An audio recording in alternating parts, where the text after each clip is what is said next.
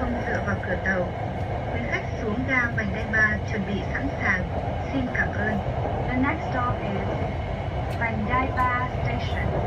Please get ready for your arrival and to clear of the door. Thank you.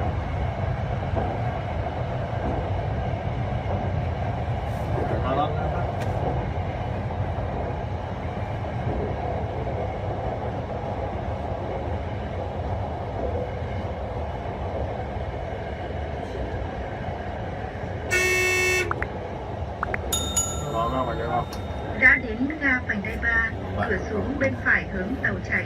Xin cảm ơn. We are arriving at Vành Đai Ba Station. The exit is on the right side of the train's moving direction.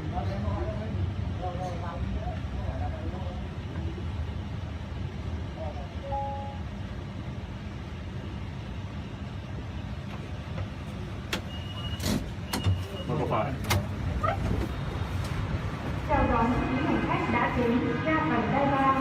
Vui lòng xuống trước bên sau, cửa tàu sắp đóng, xin hãy cẩn thận. Đóng cửa phải. Welcome to the Vành Đai 3 station. Please allow passengers to get off first. Để đóng hết cái ga toàn. Cửa tắt. Beware of children.